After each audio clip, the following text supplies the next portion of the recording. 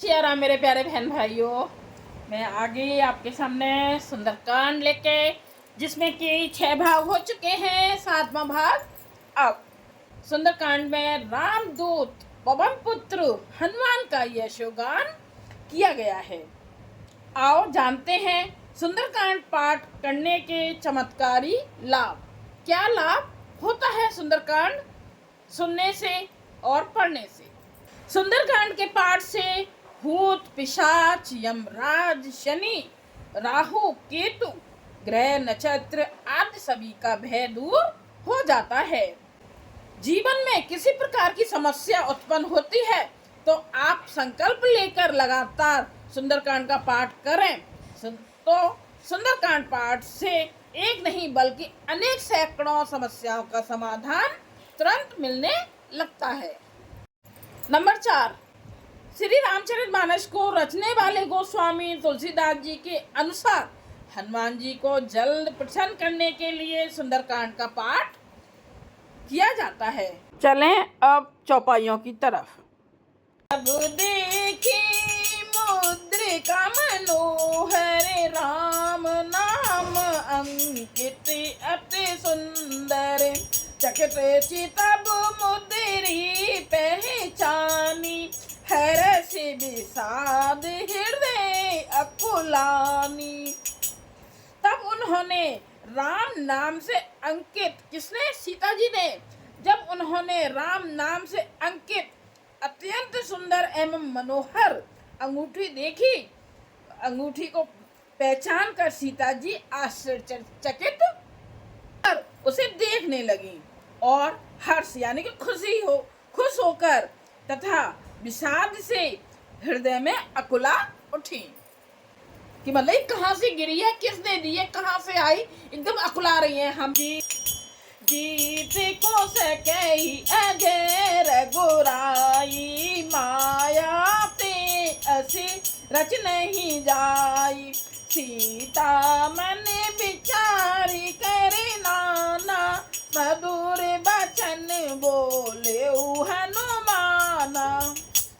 वे सोचने लगी, श्री रघुनाथ जी तो सर्वथा अजय हैं, उन्हें कौन जीत सकता है, और माया से, ऐसी माया के उपादान से सर्वथा रहित दिव्य चिन्मय अंगूठी बनाई नहीं जा सकती। सीता जी सोच रही हैं कि उन्हें भला कौन जीत सकता है और माया से ऐसी अंगूठी बन नहीं सकती है। तो सीता जी मन में अनेक प्रकार के विचार कर रही थी। इसी समय हनुमान जी मधुर वचन बोले। क्या बोले सुनिए। रामचंद्र गुण बरने लागा, सुनते ही सीता करे दुख भागा, लागी सुने सिरवने मन लाई, आदि होते सब कथा सुनाई। वे श्री रामचंद्र जी के गुणों का वर्णन करने लगे, जिनके सुनते ही सीता जी का दुख भाग गया और वे कान और मन लगाकर उन्हें सुनने लगी। हनुमान जी ने आदि से लेकर सारी कथा कह सुनाई।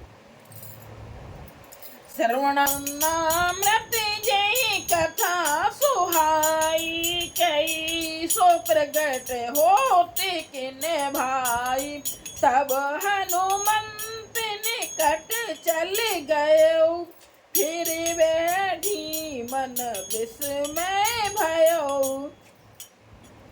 सीता जी बोली, जिसने कानों के लिए अमृत रूप यह सुंदर कथा कही। अभी सामने नहीं आए हनुमान जी, बस बैठे पेड़ पे बैठे बैठे बोल रहे हैं। तो सीता जी बोल रही हैं कि जिसने कानों के लिए अमृत रूप यह सुंदर कथा कही, वह हे भाई प्रकट क्यों नहीं होते, यानी कि सामने क्यों नहीं आते हो। तब हनुमान जी पास चले गए। उन्हें देखकर सीता फिर कर यानी कि मुख एक तरफ कर लिया और बैठ गई। उनके मन में आश्चर्य हुआ।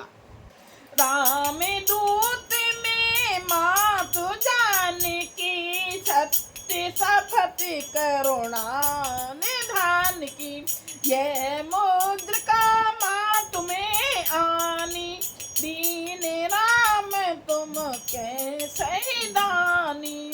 हनुमान जी ने कहा, हे माता जानकी, मैं श्री राम जी का दूत हूँ, करुणा निधान की सच्ची शपथ करता हूँ। हे माता, यह अंगूठी मैं ही लाया हूँ। श्री राम जी ने मुझे आपके लिए यह सहदानी यानी कि निशानी या पहचान, या तो निशानी समझ लो या पहचान समझ लो, दी है। नरे बान रही संगी कहूँ कैसे, कही कथा भई संगति जैसे। सीता जी कहती है, पूछ रही हैं कि नर और बानर का संग कहो कैसे हुआ। तब हनुमान जी ने जैसे संग हुआ था और वह सारी कथा सीता जी को सुना दी, बता दी। कपि के बचन सप्रेम सुने, उपजा मन विश्वास, जाना मन क्रम बचन यह, कृपा सिंधु करिदास। हनुमान जी के प्रेम युक्त वचन सुनकर सीता जी के मन में विश्वास उत्पन्न हो गया। उन्होंने जान लिया कि यह मन, वचन और कर्म से कृपा सागर श्री रघुनाथ जी का दास है। अब उन्हें विश्वास हो गया। हरि जन जाने प्रीति अति गाढ़ी, सजल नयन पुल कावल बाड़ी, बूढ़त बिरह जल दे हनुमाना, भयउ तात मोह जल जाना। भगवान का जन सेवक, भगवान का जन यानी कि सेवक जानकर अत्यंत गाढ़ी प्रीत हो गई, नेत्रों में प्रेमाश्रुओं का जल भराया और शरीर अत्यंत पुलकित हो गया। सीता जी ने कहा, हे तात हनुमान, ब्रह सागर में डूबती हुई मुझको तुम जहाज हुए। अब कहो कुशल जाऊं बलिहारी, अनुज सहित सुख भवन खरारी, कोमल चित्त कृपाले रघुराई, कप के हेतु धरी निठुराई। मैं बलिहारी जाती हूँ, आप छोटे भाई लक्ष्मण जी सहित घर के शत्रु सुख धाम प्रभु का कुशल मंगल कहो। अब घर लक्ष्मण जी सहित घर के शत्रु सुखधाम प्रभु का कुशल मंगल कहो। श्री रघुनाथ जी तो कोमल हृदय और कृपालु हैं, फिर हे हनुमान, उन्होंने किस कारण यह निष्ठुरता धारण कर ली है। सहज बानी सेवक सुखदायक, कवहु सुरत करत रघुनायक, कवहु नयन मम शीतल ताता, होई है निरख श्याम मृदु गाता। सेवक को सुख देना उनकी स्वाभाविक बान है। वे श्री रघुनाथ जी क्या कभी मेरी भी याद करते हैं। सीता जी पूछ रही हैं हनुमान जी से कि श्री रघुनाथ जी क्या मेरी भी याद करते हैं। हे तात, क्या कभी उनके कोमल सामले अंगों को देखकर मेरे नेत्र शीतल होंगे। बचन न आव नयन भरे बारी, नाथ हो निपट बिसारी, देखे परम बिरहा कुल सीता, बोला कपि मृदु बचन विनीता। मुंह से वचन नहीं निकलता, नेत्रों में विरह के आंसुओं का जल भर आया। बड़े दुख से वे बोली, हा नाथ, आपने मुझे बिल्कुल ही भुला दिया।